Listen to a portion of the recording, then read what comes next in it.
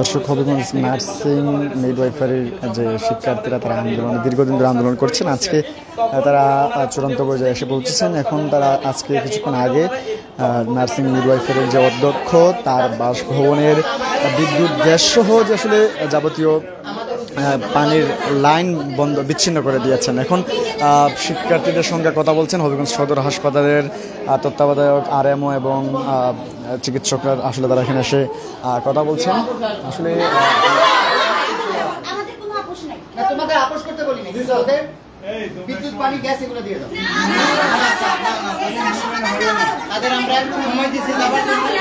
অধ্যক্ষের বাসভবনের বিদ্যুৎ আসলে তাদের দাবি না মানার কারণে আসলে আজকে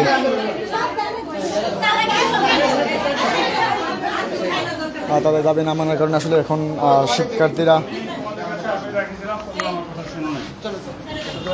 আমার কাছেও ভালো লাগে না।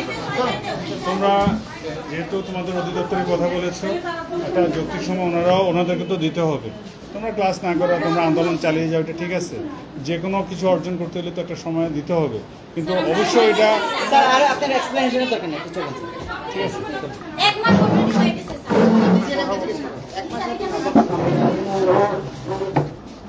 আসলে শুনছিলেন এখানে তাদের যে অধ্যক্ষের বাসভবনে আমি বলে যাচ্ছি এটার প্রভাব নিকট ভবিষ্যতে পড়বে। আমি এটুকুই শুধু বলে যাচ্ছি।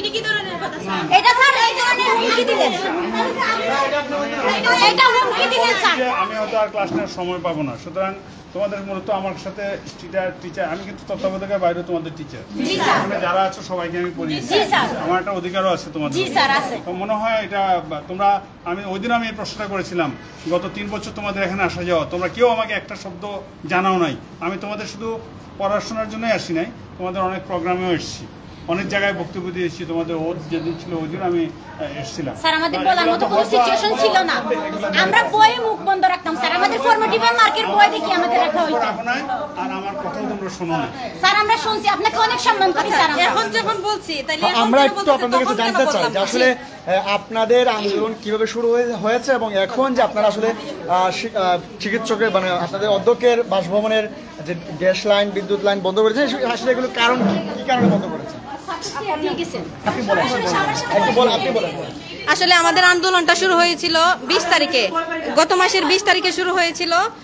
20 তারিখে একটা 20 দফার দাবিতে একটা স্মারকলিপি আমাদের ইনচার্জ স্যারের কাছে দেওয়া হয়। তারপরে উনি বলছেন 22 তারিখে আমাদের সাথে বসবেন। 22 তারিখে সকল শিক্ষকগণ এবং সকল শিক্ষার্থী একসাথে আমরা অডিটোরিয়ামে আলোচনায় বসি। তারপরে 20 দফাটা আমাদের ইনচার্জ স্যার পড়ার পরে বলছেন যে মেনে নিলাম, এবং এই যে টাকা পয়সার এগুলার জবাবদিহিতা উনি বলছেন আমাদেরকে 5 দিন সময় দাও, এগুলা ফেরত দিবেন এবং এগুলার জবাবদিহিতা করবেন। যখন 27 তারিখ আসে, আমরা অফিসে যাই, ওনাদের কাছে জবাবদিহিতা চাওয়া হয় যে মেডিকেল বাবদ যেখানে 250 থেকে 300 টাকা নেওয়ার কথা, সেখানে আমাদের কাছ থেকে কেন 2000 টাকা নেওয়া হয়। পরীক্ষার ভর্তি ফিস হচ্ছে 4510 টাকা, সেখানে কেন 16000 টাকা পর্যন্ত দিতে হবে, এগুলোর জবাবদিহিতা করেন ওনারা। হোস্টেল ফিস, যেখানে আমরা সরকারি হোস্টেলে থাকি, সেখানে কেন আমাদেরকে হোস্টেল ফিস দিতে হবে? ছেলেদের কোনো হোস্টেলই নেই, তারাও কেন হোস্টেল ফিস দিবে? এগুলো যখন জবাবদিহিতা চাওয়া হয়, ওনারা একজনের দোষ আরেকজনের উপরে চাপায়, নিজেদের স্বচ্ছতার প্রমাণ দেয়। এখানে ওনারা কোনো জবাবদিহিতা করতে পারেন নাই। আমাদের যে অফিস কর্মচারী সুজন মিয়া, উনি বলছেন টাকা ফেরত দিয়ে দিব, এগুলোর সাথে আমি জড়িত আছি, স্বীকার করলাম। এখন আমাদের প্রশ্ন ছিল, আপনি কার নির্দেশে এই অফিসিয়াল কাজগুলো করছেন? উনি এগুলা কিছু বলেন না, শুধু বলেন এটা আমি নিজে থাইকাই করছি। এটা তো মানে অফিসিয়াল অভিযোগগুলো স্বীকার করে নিয়েছেন। হ্যাঁ, অভিযোগগুলো স্বীকার করে নিছেন। তারপরে আমরা এক দফা ডাক দেই, যে 5 জন এইগুলার সাথে জড়িত, আমাদের প্রমাণ আছে, যে 5 জন এগুলার সাথে জড়িত, ওনাদের পদত্যাগের দাবি জানাই আমরা। সেটার পরিপ্রেক্ষিতে আমরা আন্দোলন চালিয়ে যাচ্ছি। ওই দিন থেকে ওনারা পলাতক। এই যে মদিন আঙ্কেল, তারপরে সুজন ভাই, আমাদের ইনচার্জ কল্পনা রানী ঘরামি, সালমা স্যার, আর শম্পা রানী দাস স্যার, ওনারা কেউ এখানে নাই। আমরা ইয়াতে যাই, এই যে ডিসি অফিসে ডিসির কাছে যাই, উনি বলছেন যে তদন্ত করবে, 1 মাস সময় লাগতে পারে, তোমরা ক্লাসে ফিরে যাও। আমরা বলছি আমাদের দাবি না মানা পর্যন্ত আমরা ক্লাসে যাব না, এত সময় আমাদের হাতে নেই, আমাদের পরীক্ষাও আছে সামনে। তারপরে আমরা যাই তত্ত্বাবধায়ক স্যারের কাছে, স্যারেও বলছে এখানে ওখানে গিয়ে কোনো লাভ হবে না, তোমাদেরকে যেতে হবে ডিজিএনএমে। তারপরে আমরা প্রতিনিধি হয়ে কয়েকজন ইয়াতে যাই, ডিজিএনএমে যাওয়ার পরে ওনারা আমরা 1.5 ঘন্টা দাঁড়াই থাকার পরে ভিতরে ঢুকতে পারছি ডিজির কাছে। ঢোকার পরে উনি আমাদেরকে 2 মিনিট সময় দিছে, তোমাদের দাবি তুলে ধরো। আমাদের এত অভিযোগ, ওনার কাছে আমাদের জন্য শুধু 2 মিনিট সময় আছে। আচ্ছা, তারপরও আমরা 2 মিনিটের মধ্যে যতটুকু পেরেছি বলেছি, আর আমাদের যে প্রমাণ সহ এগুলা সাবমিট করে আসছি। উনি বলছেন যে তদন্ত কমিটি পাঠানো হবে, তদন্ত কমিটি এসে তদন্ত করার পরে এই অ্যাকশন নেবেন। কিন্তু আমরা 3-4 দিন হয়ে গেছে যে ইয়া থেকে আসছি, ডিজিএনএম থেকে আসছি, কিন্তু এখন পর্যন্ত কোনো তদন্ত কমিটি আসে নাই। এখন আমাদের কোনো কাজই হচ্ছে না, আমরা আসলে কোন দিকে এগোচ্ছে আমরা কিছু বুঝতে পারছি না। এই জন্য আমরা আজকে আমাদের যে সার্ভের কোয়ার্টার, এটা কি বন্ধ করে দিছি, কারেন্ট, তারপরে গ্যাস, তারপরে যে পানি, এগুলো বন্ধ করে দিছি। এরপরে আধা ঘন্টার মধ্যে ডিজিএনএম থেকে আমাদের কাছে কল আসে যে পদক্ষেপ নেওয়া হবে। তারপরে আমাদের এই আরএমও স্যার, তত্ত্বাবধায়ক স্যার আসে। তার মানে আমরা এই কাজের ভিত্তিতে আমাদের কোনো মানে একটু নাড়াচাড়া পড়ছে, আর যে কাজটা এগোচ্ছে আমরা এটাই বুঝতে পারতেছি। আর স্যাররা এসে বলছে আমরা যেন এইগুলা না করি, আমরা যেটা করতেছি আমরা মনে করি আমরা ঠিক পথে এগোচ্ছি। এখন এদের পদত্যাগ না হওয়া পর্যন্ত আমরা আমাদের আন্দোলন চালিয়ে যাব এবং কলেজ কমপ্লিট শাটডাউন থাকবে। যতদিন পর্যন্ত হচ্ছে তাদের আমরা লিগ্যাল নোটিশ না পাবো, ততদিন পর্যন্ত আমাদেরকে ডিজিএম থেকে তাদের পদত্যাগের হচ্ছে লিগ্যাল নোটিশ না আসবে, ততদিন পর্যন্ত আমাদের কলেজ কমপ্লিট শাটডাউন থাকবে। কলেজ কোনো প্রকার গ্যাস ততদিন পর্যন্ত আমরা লিগ্যাল নোটিশ না পাবো, আমাদের এই অসহযোগ আন্দোলন চলবেই। আচ্ছা, একটা প্রশ্ন হচ্ছে এখানে থেকে যায় যে আসলে আপনারা আন্দোলন করছেন, শান্তিপূর্ণ আন্দোলন করছেন, এতদিন করে আসছেন, কিন্তু এখন তিনি যে বাসায় আছেন সে বাসায় যেহেতু পানি নাই, গ্যাস নাই, বিদ্যুৎ নাই, কোনো দুর্ঘটনা ঘটলে সেই দায়ভারটা কে নিবে? না, আমরা একটা নির্দিষ্ট সময়ের জন্য তাদেরকে আলটিমেটাম দিয়েছি, এই সময়ের ভিতরে আপনারা হচ্ছে এখন নিরাপদে চলে যান এবং হচ্ছে তারা জিনিসপত্র নেওয়ার জন্য যথেষ্ট তাদেরকে সময় দেওয়া হবে। যদি দরকার হয় আমরা আমরা শক্তি সামর্থ্য দিয়ে তাদেরকে সাহায্য করবো এখান থেকে চলে যাওয়ার জন্য। তাদের নির্দিষ্ট একটা টাইম দেওয়া হয়েছে এবং টাইম অতিক্রম করার পর আমরা সেটা কারেন্ট লাইন এবং গ্যাস সবকিছু বন্ধ করেছি। এবং তারা যদি আমাদের কথাই হচ্ছে মানে আমাদের নির্দেশ না মেনে চলে, তাহলে আমরা অবাধ্য হতে বাধ্য হবো। আসলে যাদের জন্য ওনারা এখানে থাকার আশ্রয় পেয়েছেন, তারাই যখন এখানে নাই, তাহলে ওরা কেন এখানে থাকবে? দর্শক আসলে শুনছিলেন আপনারা, আমরা আসলে আছি এখন হবিগঞ্জের নার্সিং মিডওয়াইফারি কলেজে। এখানে কিন্তু আসলে গত মাসের 20 তারিখ থেকেই শিক্ষার্থীরা বিভিন্ন দাবি নিয়ে বিভিন্ন অনিয়ম দুর্নীতির দাবি অভিযোগ তুলে আসলে যে অধ্যক্ষ এই কলেজের তার পদত্যাগ দাবি করছিলেন। এছাড়াও কিন্তু আসলে তারা যে বিষয়টি বলছেন যে এর আগেও সিভিল সার্জনের উপস্থিতিতে তারা যে তাদের অনিয়ম দুর্নীতির যে ফিরিস্তি সেটি আসলে তুলে ধরেছিলেন এবং তারা আসলে যারা এখানে এসেছিলেন তারা আসলে স্বীকারও করেছেন যে তারা আসলে এই অনিয়মগুলো করেছেন। কিন্তু এরপর থেকেই তারা আসলে এক দফা শিক্ষার্থীরা, এই নার্সিং মিডওয়াইফারি শিক্ষার্থীরা আসলে এক দফা দাবি ঘোষণা করেছেন, যেটিতে আসলে 5 জন অধ্যক্ষ সহ 5 জন কর্মকর্তা কর্মচারী তাদের পদত্যাগ দাবি করছেন। এবং এই দাবি নিয়ে কিন্তু আসলে তারা তাদের যে ঊর্ধ্বতন কর্তৃপক্ষ ঢাকায় মন্ত্রণালয়, সেখানে কিন্তু আসলে তারা যোগাযোগ করে আসছেন। তবে এখন পর্যন্ত তারা যে তাদের কোনো সুরাহা না হওয়ায় তারা আসলে এখন পর্যন্ত আন্দোলন চালিয়ে যাচ্ছেন। এবং আজকে তারা মূলত সকালের পর থেকেই এই আন্দোলনে আজকে আবার পুনরায় যোগ দিয়ে অধ্যক্ষের যে বাসভবন, সেই বাসভবনে বিদ্যুৎ এবং গ্যাস এবং পানির লাইন তারা আসলে বন্ধ করে দিয়েছেন। এবং এরপরে কিন্তু আমরা দেখেছি আসলে এখানে এসেছিলেন হবিগঞ্জ আরশ জেলা সদর হাসপাতালের যে তত্ত্বাবধায়ক আমিনুল হক সরকার, তিনি এসেছিলেন। তিনি আসার পরে কিন্তু আসলে তারা এখান থেকে আসলে ফিরে যেতে হয়েছে কোনো সমাধান না করতে পেরে।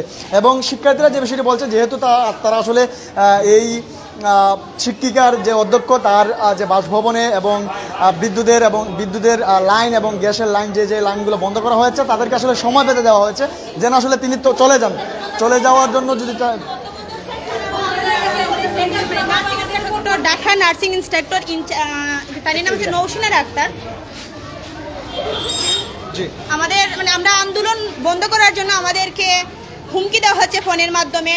তাই বলছেন যে ঢাকা নার্সিং কলেজের নৌসিনা আক্তার ম্যাম তাই যে আমরা যদি কোনো কারণে আন্দোলন অফ না করি তাহলে আমাদের পরবর্তী পদক্ষেপ মানে খুব খারাপ হবে। আমরা আইডেন্টিফাই করে রাখছেন তাইরা, যাতে আমাদের পরবর্তী অবস্থা খুব খারাপ হয়ে যাবে। এরকম হুমকি আমার কাছে রেকর্ডিং সব কিছু সব আছে আমার কাছে।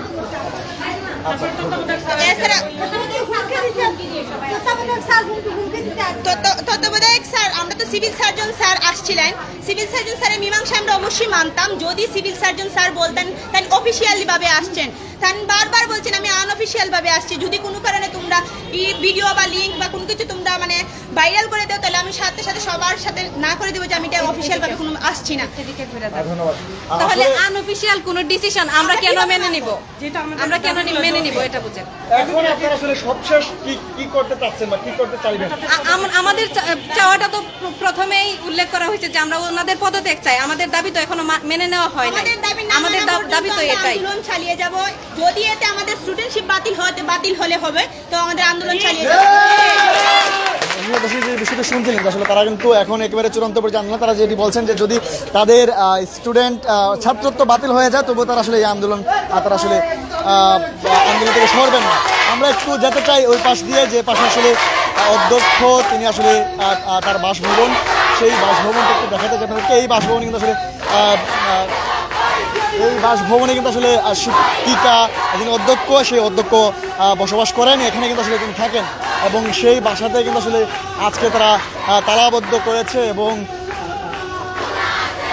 করেছেন এবং আসলে তারা যেটি বলছেন যে এখান থেকে আসলে যতক্ষণ ধরে তিনি অর্থাৎ অধ্যক্ষ সরে না যাবেন ততক্ষণ আসলে তারা আসলে এই আন্দোলন চালিয়ে যাবেন। আমরা একটু দেখাতে চাই এই যে এই তালাটা কিন্তু আসলে শিক্ষার্থীরা কিন্তু আসলে ঝুলিয়েছেন এবং তারা যেটি বলছেন যে যতক্ষণ পর্যন্ত তাদের দাবি মেনে নেওয়া না হবে ততক্ষণ তারা আসলে এই আন্দোলন চালিয়ে যাবেন এবং যতক্ষণ পর্যন্ত তিনি আসলে বের হচ্ছেন না বা বের হয়ে যাবেন না ততক্ষণ পর্যন্ত তারা আসলে এই যে বিদ্যুৎ, গ্যাস এবং পানির লাইন বন্ধ করা হয়েছে সেই লাইনগুলো আবার সচল করে দিবেন না, এমন কিন্তু আসলে তারা আসলে বলছেন। আমরা আছি এখন হবিগঞ্জ নার্সিং মিডওয়াইফারি কলেজে। আপনারা দেখতে পাচ্ছেন শিক্ষার্থীরা বিভিন্ন দাবি নিয়ে অধ্যক্ষ সহ বিভিন্ন কর্মচারীরা তারা আসলে কর্মচারীদের পদত্যাগ দাবিতে এখানে তারা আন্দোলন করবেন এবং এই আন্দোলনে কিন্তু আমরা দেখতে পাচ্ছি আসলে শিক্ষার্থীরা এক দফা দিয়েছে যে আসলে যতক্ষণ পর্যন্ত না এই শিক্ষিকা বা অধ্যক্ষ সহ একটু আমি দেখাতে চাই আপনাদেরকে। ইন্সট্রাক্টর ইনচার্জ কল্পনা রানী ঘরামি, নার্সিং ইন্সট্রাক্টর সালমা ম্যাম এবং শম্পা ম্যাম ও অফিস সহকারী সুজন মতির পদত্যাগ। এর কারণ হিসেবে তারা উল্লেখ করছেন ভর্তি মেডিকেল স্টাইপেন্ড ও মেসের টাকা বাবদ অতিরিক্ত টাকা আত্মসাৎ, শিক্ষার্থীদের মধ্যে ধর্মীয় বৈষম্য সৃষ্টি করা, আউটপাস, অসুস্থতা এবং জরুরি ছুটি চাইলে অশ্লীল ব্যবহার করা, অন্যায়ের প্রতিবাদ করলে ডেকে নিয়ে হয়রানি এবং ছাত্রত্ব বাতিলের হুমকি, ফরম্যাট ফেইলের ভয় দেখানো এবং ব্ল্যাকমেল করা, ছাত্রছাত্রীদের গার্ডিয়ানের সাথে অশ্লীল, অশোভন ও কটু ব্যবহার করা।